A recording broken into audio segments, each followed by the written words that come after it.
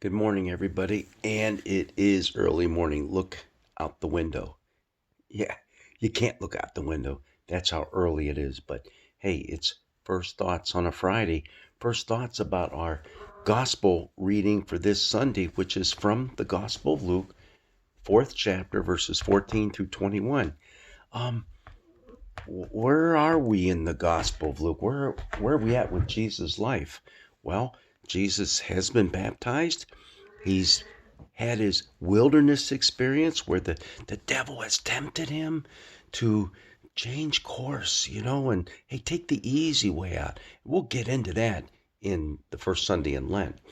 But for now, Jesus has begun his ministry and things seem to be going very well. People think highly of him. He's going back now to his hometown area, the region in which he grew up. And specifically in our passage today, he is in his hometown in Nazareth. And hey, as the guy who's done good, he's been invited to the synagogue.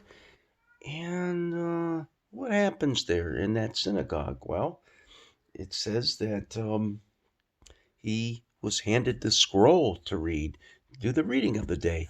Well, whether or not he was picking out the reading of that day or not, he picked out one from Isaiah. Isaiah, the 61st chapter, also a little bit of the 58th chapter thrown in there as well. The Spirit of the Lord is upon me because he has anointed me to bring good news to the poor.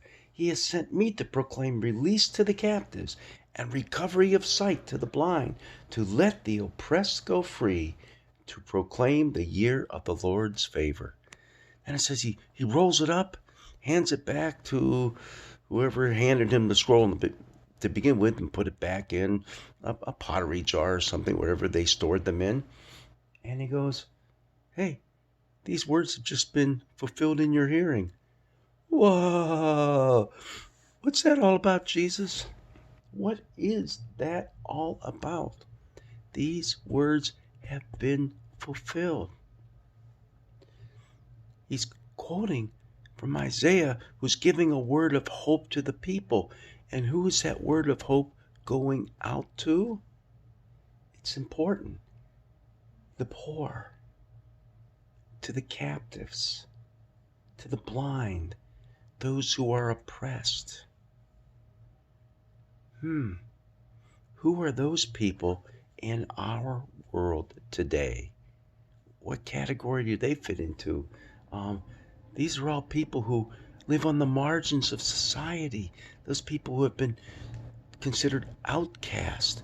People who have been pushed out not only of the societal boundaries, but also the religious boundaries. A lot of them weren't even allowed into the temple because they're considered too impure, as if they're going to contaminate other people. Leprosy fell into that category. Jesus touched lepers. Jesus healed them. People who are marginalized, the women of the society, tax collectors who were hated. Nobody liked a tax collector. Who wanted to have that as a friend? And yet who ate with him? Jesus.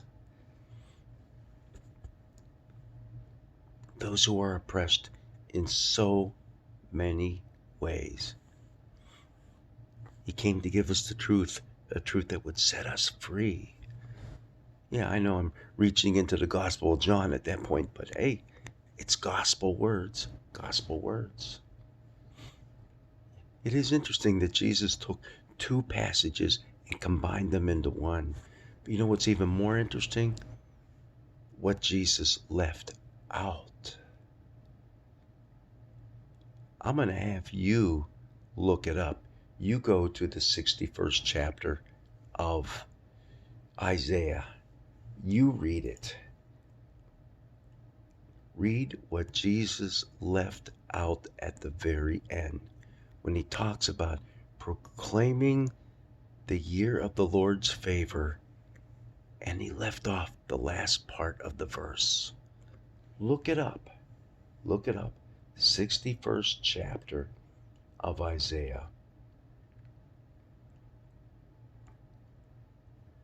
What does this have to say for you and for me today as our ministry, our life together in Christ, our mission, so to speak? What do Jesus' words say to you and to me as to what we are to be about?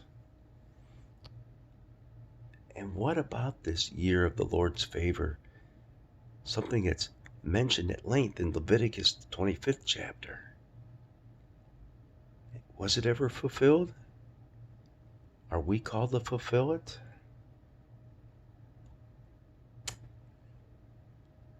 What about all these grand reversals that we have already seen in the Gospel of Luke? And we will see in the Gospel of Luke. The poor lifted up, the high and mighty brought down. What about what we saw Simeon in the temple saying about this infant Jesus that he was holding? This child is destined for the falling and the rising of many in Israel, and to be a sign that will be opposed, so that the inner thoughts of many will be revealed. How about that prophecy? And what that means through the words that Jesus now proclaims. Get ready for Sunday. There's going to be a lot of rumbling happening. Not just this week, but next week as well.